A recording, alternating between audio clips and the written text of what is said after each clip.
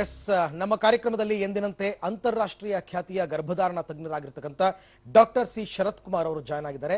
Doctor ನಮಸ್ಕಾರ, ಕಾರ್ಯಕ್ರಮಕ್ಕೆ ಸ್ವಾಗತ. ನಮಸ್ಕಾರ.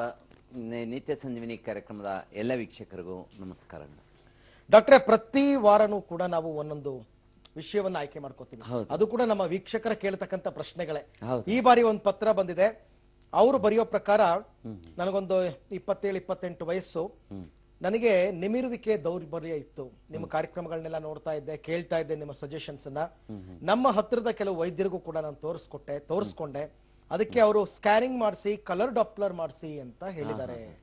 ಈ ಕಲರ್ ಡಾಪ್ಲರ್ ಅಂತಂದ್ರೆ ಏನು ಅಂತ ನನಗೆ ಗೊತ್ತಿಲ್ಲ. ಇದು ಏನು, ಯಾವ ತರ ಟ್ರೀಟ್ಮೆಂಟ್? 2-3 ಕಡೆ ಟ್ರೈ ಮಾಡಿದೆ ನಾನು ಅದನ್ನ ಮಾಡ್ಸಕ್ಕೆ. ಕೆಲವರು ಆಗಲ್ಲ ಅಂತ ಹೇಳಿದ್ರು, ನಾವು ಮಾಡಲ್ಲ ಅಂತ ಹೇಳಿದ್ರು. ಇದ್ರ ಬಗ್ಗೆ ನನಗೆ ಮಾಹಿತಿ ಕೊಡಿ. ಇದನ್ನ ಮಾಡಿಸ್ಲೇಬೇಕಾ? ಎಷ್ಟು ಖರ್ಚಾಗುತ್ತೆ? ಎಲ್ಲಿ ಮಾಡ್ತಾರೆ ಅಂತ ಕೇಳಿದ್ದಾರೆ.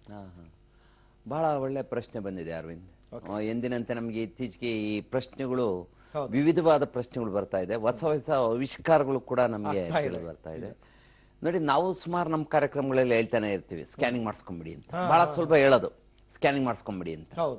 ಸ್ಕ್ಯಾನಿಂಗ್ ಅನ್ನೋದು ಬಹಳ ವಿಸ್ತಾರವಾದ ಒಂದು ಪದ. ಅಂದ್ರೆ ಅದರಲ್ಲಿ ತಲೆ ಸ್ಕ್ಯಾನಿಂಗ್ ಇಂದ ಹಿಡಿದು ಕಾಲ್ ಸ್ಕ್ಯಾನಿಂಗ್ ವರೆಗೂ ಬೇರೆ ಬೇರೆ ರೀತಿ ಸ್ಕ್ಯಾನಿಂಗ್ಗಳು ಇರ್ತದೆ.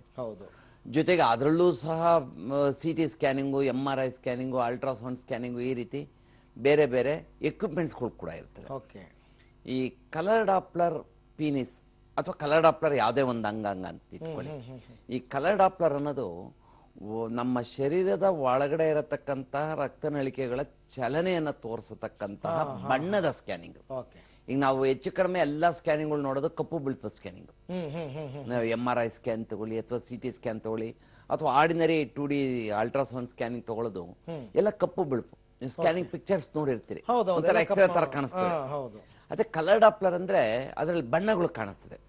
ಕೆಂಪು ಬಣ್ಣ, ನೀಲಿ ಬಣ್ಣ ಎಲ್ಲ ಕಾಣಿಸಕ್ ಶುರು ಆಗುತ್ತೆ. ಈ ರಕ್ತ ನಳಿಕೆಗಳು ಬಣ್ಣಗಳಲ್ಲಿ ಕಂಡು ಬರೋದೇ ಕಲರ್ ಡಾಪ್ಲರ್ ಪೀನಿಸ್. ಈ ಶಿಶುವಿನ ಸ್ಕ್ಯಾನಿಂಗ್ ಮಾಡಿದಾಗ ಅದನ್ನ ಕಲರ್ ಡಾಪ್ಲರ್ ಪೀನಿಸ್ ಅಂತೀವಿ. ಅದೇ ಕಾಲಿಂದ ಸ್ಕ್ಯಾನಿಂಗ್ ಮಾಡಿದಾಗ colour Doppler of the leg ಅಂತೀವಿ. ಯಾವ ಅಂಗಾಂಗನ ಸ್ಕ್ಯಾನಿಂಗ್ ಮಾಡ್ತೀವಿ ಆ ಅಂಗಾಂಗದ ಹೆಸರನ್ನ ಮುಂದಕ್ಕೆ ಜೋಡಣೆ ಮಾಡಲಾಗುತ್ತೆ. ಈ ನಿಮಿರಿಕೆ ದೋಷ ಇರೋರಿಗೆ ಬಹಳ ಸಾಮಾನ್ಯವಾಗಿ ನಾವು ಬರೆದುಕೊಡತಕ್ಕಂತ ಒಂದು ಪರೀಕ್ಷೆ ಅಂತಂದ್ರೆ ಈ ಕಲರ್ ಡಾಪ್ಲರ್ ಪೀನಿಸ್ ಅಥವಾ ಬಣ್ಣದ ಸ್ಕ್ಯಾನಿಂಗ್. ಇದು ನಿಮಿರಿಕೆ ದೋಷನ ಯಾವ ಕಾರಣದಿಂದ ಇಂತಹ ವ್ಯಕ್ತಿಗೆ ನಿಮಿರಿಕೆ ದೋಷ ಆಗಿದೆ ಅನ್ನೋದನ್ನ ಬಹಳ ನಿಖರವಾಗಿ ಇದು ಕಂಡುಹಿಡಿತದೆ. ಈ ನಾವು ಆಗಾಗ್ಗೆ ಹೇಳ್ತಾನೆ ಇರ್ತೀವಿ, ನಿಮಿರಿಕೆ ದೋಷಕ್ಕೆ ನಾನಾ ಕಾರಣಗಳಿದೆ. ಒಂದು ಮೊಟ್ಟ ಮೊದಲನೇದು ಅಂದ್ರೆ ಒಂದು ಸೈಕಾಲಜಿಕಲ್ ಕಾಸು, ಅಂದ್ರೆ ಬರೀ ಮಾನಸಿಕ ಒತ್ತಡ ತುಲುಮೆಯಿಂದ ಆಗತಕ್ಕಂಥದ್ದು.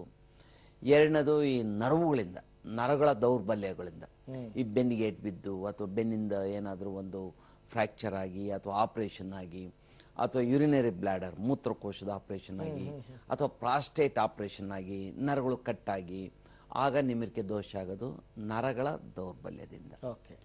ಇನ್ನು ಮೂರನೇದು ಅಂತಂದ್ರೆ ಈ ರಕ್ತ ಚಲನೆಯ ಏರುಪೇರಿನಿಂದ ಆಗತಕ್ಕಂತಹ ನಿಮಿರಿಕೆ ದೋಷ. ಈ ರಕ್ತ ಚಲನೆ ಏರುಪೇರು ಎರಡು ರೀತಿ ಆಗ್ಬೋದು. ಒಂದು ಈ ಶಿಶ್ನುಗೆ ಹೋಗತಕ್ಕಂತಹ ರಕ್ತನಳಿಕೆ, ಪೀನೇಲ್ ಆರ್ಟ್ರಿ ಏನಿದೆ ಅದು ಬ್ಲಾಕ್ ಆಗೋದು ಅಥವಾ ಸಂಕುಚಿತಗೊಳ್ಳೋದು ಅಥವಾ ಹಿಗ್ಗುವಿಕೆ ಆಗದೆ ಇರೋದು ಅಥವಾ ರಕ್ತನಳಿಕೆ ಒಳಗಡೆ ಪ್ಲೇಕ್, ಎಥೆರೋಸ್ಕ್ಲೆರೋಸಿಸ್ ಕಟ್ಕೊಳ್ಳೋದು, ಈ ರೀತಿಯ ನಿಮಿರಿಕೆ ದೋಷ. ಅಂದ್ರೆ ಶಿಶ್ನುವಿಗೆ ಹೋಗತಕ್ಕಂತಹ ರಕ್ತ ಚಲನೆ ಕಡಿಮೆ ಆಗೋದು.